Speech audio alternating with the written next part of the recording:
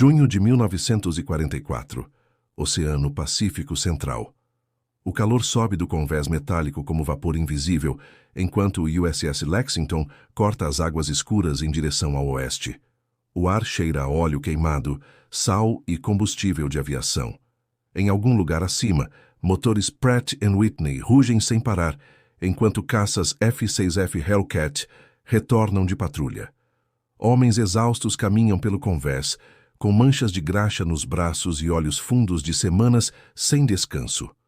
O Pacífico parece infinito.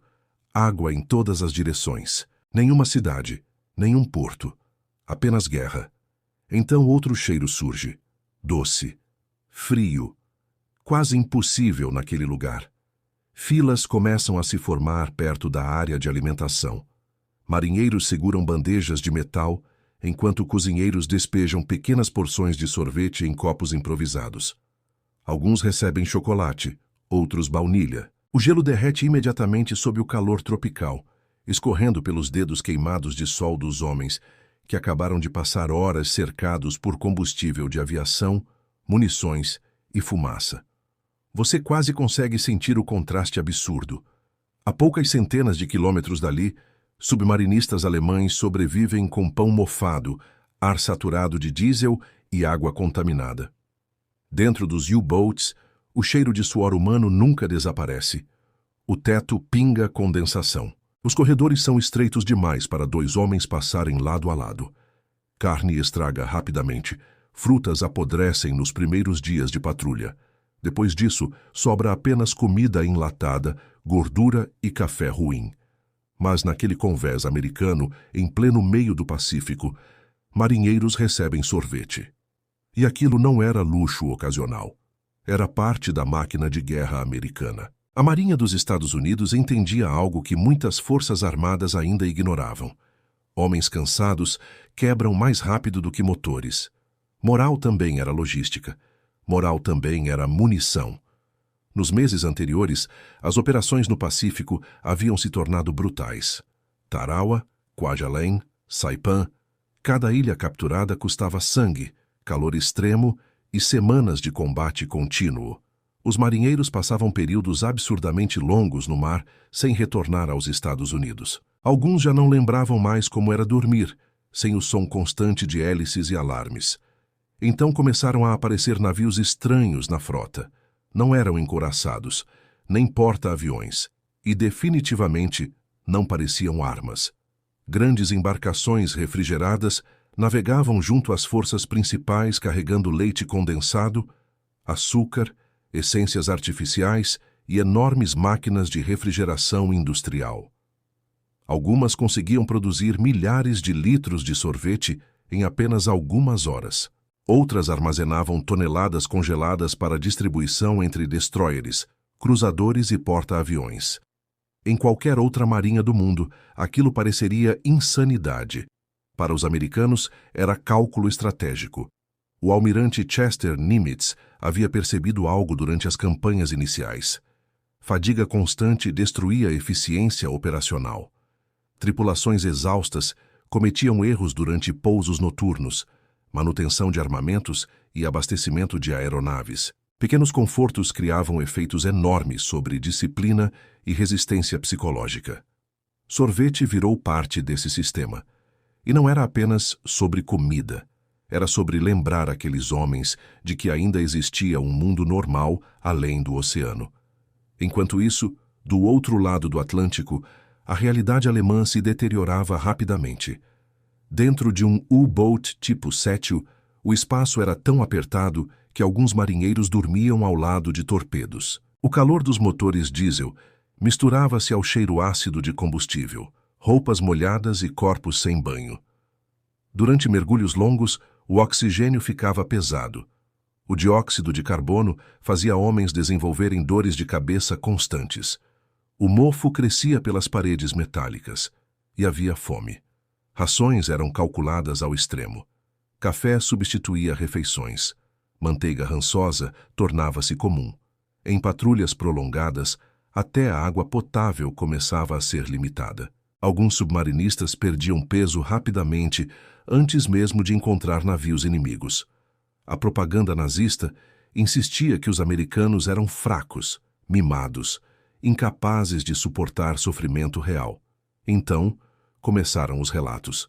Prisioneiros libertados, interceptações navais, rumores espalhados entre oficiais alemães, histórias quase inacreditáveis sobre navios americanos produzindo sorvete em pleno oceano de guerra. No início, muitos não acreditaram. Parecia ridículo demais. Mas quanto mais informações surgiam, mais clara ficava a verdade desconfortável. Os Estados Unidos não apenas conseguiam alimentar milhões de homens ao redor do planeta, conseguiam oferecer conforto enquanto faziam isso. A diferença industrial era monstruosa. Os alemães lutavam para substituir submarinos afundados e combustível perdido. Os americanos construíam porta-aviões em velocidade impossível, lançavam Liberty Ships quase semanalmente e ainda encontravam espaço logístico para transportar máquinas de sorvete através do Pacífico. Aquilo começou a corroer algo invisível: esperança. Porque guerras longas raramente são decididas apenas por tanques ou aviões. Elas são decididas pela capacidade de continuar produzindo, continuar alimentando, continuar mantendo homens vivos física e mentalmente, enquanto o inimigo se desgasta lentamente. E alguns oficiais alemães começavam a perceber que os Estados Unidos pareciam possuir recursos sem fim, mas o momento que realmente transformaria aquele sorvete em símbolo da derrota alemã ainda estava por vir. No meio do oceano, um encontro inesperado faria marinheiros da Kriegsmarine enxergarem a dimensão daquela diferença com os próprios olhos. O mar do Atlântico Norte parece negro sob a luz fraca da madrugada. Ondas batem contra o casco estreito de um U-boat tipo 7, enquanto a embarcação avança parcialmente submersa entre colunas de neblina gelada. Lá dentro, quase não existe espaço para respirar. Tubulações cruzam o teto como raízes metálicas, válvulas pingam água salgada constantemente. O piso vibra sob o ronco contínuo dos motores MAN diesel, transformando cada parede em uma caixa de ressonância sufocante. O ar é quente, úmido e pesado. Não existe vento, não existe silêncio. Apenas o som permanente da máquina. Homens passam uns pelos outros de lado. Você quase consegue sentir o cheiro. Diesel, graxa, suor velho, couro molhado, comida apodrecendo lentamente. No início de cada patrulha, frutas e salsichas são penduradas por todo o submarino porque não há espaço adequado para armazenamento. Cebolas balançam sobre painéis elétricos. Pães ocupam corredores estreitos. Algumas peças de carne ficam literalmente próximas aos torpedos da proa. Durante os primeiros dias, aquilo ainda lembra uma embarcação humana. Depois, tudo começa a deteriorar. A umidade invade as reservas. O pão endurece ou cria mofo. Frutas escurecem rapidamente. O calor dos motores acelera o apodrecimento. Pequenos fungos aparecem em cantos metálicos. O cheiro se mistura ao combustível e impregna roupas, cobertores, pele. Banhos praticamente não existem. Barbear torna-se raro. O corpo humano lentamente perde qualquer sensação de conforto. Quando o submarino mergulha por longos períodos, a situação piora ainda mais. O ar começa a ficar saturado. O oxigênio cai devagar. Dióxido de carbono sobe sem que ninguém perceba imediatamente. Alguns homens desenvolvem tontura. Outros sentem náusea constante. Os olhos ardem por causa da fumaça e da falta de ventilação. Então vêm os alarmes, curtos, metálicos, repentinos. Toda vez que sonares inimigos aparecem, o submarino mergulha mais fundo. Luzes vermelhas substituem a iluminação normal. Motores elétricos assumem silenciosamente enquanto a tripulação prende a respiração, esperando pelas explosões. E elas chegam. Primeiro distantes, depois mais próximas. Cargas de profundidade detonam ao redor do casco com violência brutal. O submarino inteiro sacode. Parafusos tremem. Poeira cai do teto. Lâmpadas oscilam. Alguns homens apertam os olhos esperando ouvir metal rasgando. Você não vê o inimigo. Esse é o pior detalhe. Apenas espera. Minutos parecem horas dentro daquele cilindro metálico enterrado no oceano. Para muitos submarinistas alemães, aquilo se torna rotina diária. Sem céu, sem luz natural, sem espaço, sem conforto. A Kriegsmarine tentava compensar essas condições com disciplina extrema e orgulho militar.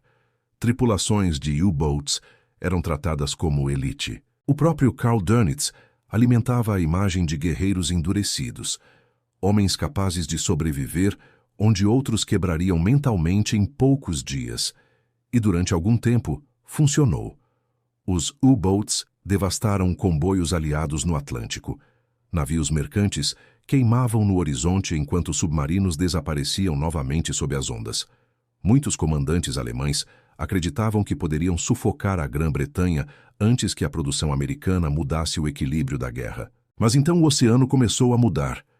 Primeiro vieram mais escoltas, depois radares, aeronaves de patrulha de longo alcance, porta-aviões de escolta, novos sonares, mais destroyers, mais comboios, mais navios, sempre mais navios. E junto com essa avalanche industrial, veio algo que os alemães simplesmente não conseguiam compreender. Os americanos pareciam lutar uma guerra diferente, uma guerra onde combustível existia em abundância, onde carne congelada atravessava oceanos, onde Coca-Cola era entregue em bases avançadas, onde pilotos recebiam sorvete após missões de combate. Relatórios começaram a circular discretamente entre oficiais alemães capturados ou envolvidos em operações navais. Alguns mencionavam navios refrigerados americanos. Outros falavam de equipamentos industriais transportados através do Pacífico apenas para produzir sobremesas congeladas. Parecia absurdo. Dentro dos U-boats, homens dividiam água potável. Enquanto isso, marinheiros americanos recebiam milkshakes. A diferença não era apenas econômica, era psicológica. A Alemanha lutava uma guerra de sobrevivência e escassez. Cada tonelada de combustível era preciosa. Cada submarino perdido era difícil de substituir. Bombardeios aliados destruíam fábricas constantemente. Tripulações experientes morriam mais rápido do que podiam ser treinadas. Já os Estados Unidos operavam como uma força industrial quase ilimitada. A capacidade americana de produzir não parecia diminuir. Pelo contrário, quanto mais a guerra avançava, maior aquela máquina se tornava. Mais navios, mais aviões, mais alimentos, mais combustível, mais aço, até mais sorvete. E então veio o encontro que transformaria aqueles rumores em realidade concreta para alguns marinheiros alemães. Depois de um ataque fracassado contra um comboio aliado, sobreviventes de um submarino alemão foram resgatados no Atlântico por forças americanas. Exaustos, cobertos de óleo e quase cegos pela exposição prolongada ao diesel e água salgada, eles esperavam interrogatórios brutais, fome e talvez espancamentos. Era isso que a propaganda havia ensinado. Mas as primeiras coisas que sentiram ao subir no convés americano não foram violência. Foi cheiro de café, pão fresco e algo ainda mais impossível: baunilha. Naquele momento, alguns deles perceberam que talvez não estivessem enfrentando apenas outro país. Talvez estivessem enfrentando uma capacidade industrial impossível de derrotar. O convés balança suavemente sob o mar agitado enquanto os sobreviventes alemães são puxados para dentro do destroyer americano. As mãos deles tremem, alguns mal conseguem subir pelas redes de resgate. Outros caem de joelhos assim que alcançam a superfície metálica, tossindo água salgada e combustível diesel acumulado nos pulmões. Uniformes encharcados pingam óleo escuro pelo convés. Rostos magros revelam semanas de exaustão dentro do submarino destruído. O choque vem imediatamente, não por violência, mas pela ausência dela. Os marinheiros americanos se movem rápido ao redor dos prisioneiros, mas sem brutalidade. Cobertores aparecem. Canecas metálicas de café quente circulam entre homens que poucas horas antes tentavam afundar navios aliados. Um médico naval examina queimaduras e sinais de hipotermia, enquanto equipes de manutenção continuam trabalhando normalmente ao fundo, como se resgatar inimigos fosse apenas mais uma tarefa operacional do dia. E então os alemães percebem outra coisa: o cheiro. Não diesel, não ferrugem, não comida estragada, comida fresca. A cozinha do navio continua funcionando em ritmo constante, enquanto carne é preparada em grandes chapas metálicas. Pão recém-assado surge em bandejas. Frutas enlatadas aparecem ao lado de ovos em pó e café verdadeiro. Não substitutos baratos. Café de verdade. Para homens vindos de um U-boat, aquilo já parecia surreal. Mas o momento que ficaria gravado para sempre ainda estava chegando. Perto do fim do turno de alimentação, marinheiros americanos começam a formar fila próximos a um compartimento refrigerado no interior do navio. Alguns carregam pequenas tigelas de metal. Outros riem cansados, depois de horas em alerta anti-submarino. Um cozinheiro abre uma enorme tampa de aço refrigerada por compressores industriais. Vapor frio escapa para o ar quente do Atlântico. E então surgem as porções de sorvete. Branco, espesso, congelado. Os alemães observam em silêncio. Por alguns segundos, ninguém entende completamente o que está vendo. A imagem simplesmente não faz sentido. Não ali. Não no meio do oceano. Não durante uma guerra mundial. Um dos submarinistas encara o próprio reflexo distorcido no metal molhado do convés, enquanto os americanos comem calmamente algo que, para muitos civis europeus naquele momento, já havia se tornado praticamente impossível de encontrar. Leite, açúcar, creme, frio, luxo absoluto. Você quase consegue imaginar o que passa pela mente daqueles homens. Eles vinham de semanas respirando ar contaminado em corredores sufocantes. Haviam sobrevivido dividindo água, racionando comida e dormindo ao lado de torpedos. Alguns não viam luz natural havia dias. Outros perderam amigos durante ataques de cargas de profundidade poucas horas antes. E agora estavam olhando para marinheiros inimigos, recebendo sorvete no meio do Atlântico, como se aquilo fosse normal. Não era apenas abundância, era confiança. Os americanos agiam como homens completamente certos de que teriam combustível amanhã, comida amanhã, navios amanhã, mais aviões amanhã, mais tudo amanhã. A Alemanha já não possuía essa certeza. Conforme a guerra avançava, cidades alemãs mergulhavam em escuridão e racionamento severo. Bombardeios aliados destruíam ferrovias, refinarias e centros industriais em velocidade crescente. Famílias inteiras sobreviviam com porções mínimas de manteiga, pão escuro e substitutos artificiais. Até oficiais veteranos percebiam que a logística do Reich começava a se desfazer lentamente. Enquanto isso, os Estados Unidos ampliavam ainda mais sua produção. Porta-aviões da classe Essex cruzavam o Pacífico em números absurdos. Liberty Ships eram lançados ao mar mais rápido do que submarinos alemães conseguiam afundá-los. Estaleiros funcionavam dia e noite iluminados por milhares de refletores. Comboios transportavam comida, munição, caminhões, locomotivas, aço, combustível e equipamentos médicos para múltiplos continentes simultaneamente. E em algum lugar dentro dessa gigantesca máquina industrial existia espaço para sorvete. Aquilo se tornou símbolo de algo muito maior. Não era sobre sobremesa. Era sobre capacidade econômica, sobre resistência industrial, sobre a habilidade de sustentar uma guerra global sem quebrar o cotidiano dos próprios soldados. Muitos oficiais alemães compreenderam isso tarde demais.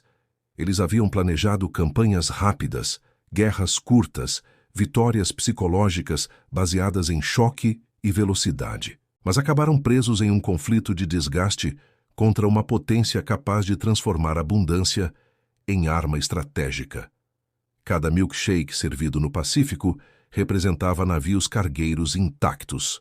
Cada porção de sorvete significava combustível suficiente para manter sistemas de refrigeração funcionando a milhares de quilômetros da Califórnia. Cada pequeno conforto entregue aos marinheiros americanos era a prova silenciosa de uma economia que continuava crescendo enquanto o eixo lentamente sufocava.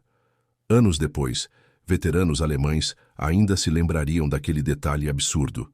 Não dos canhões, não dos interrogatórios, nem mesmo do afundamento, mas do sorvete, porque naquele instante olhando marinheiros americanos comerem tranquilamente no meio do oceano. Alguns deles entenderam algo que mapas militares e discursos políticos já não conseguiam esconder. A guerra talvez tivesse sido decidida muito antes das últimas batalhas. Talvez tivesse sido decidida no momento em que um país conseguiu lutar a maior guerra da história e ainda encontrar recursos para manter seus homens lembrando o gosto de casa no meio do oceano infinito.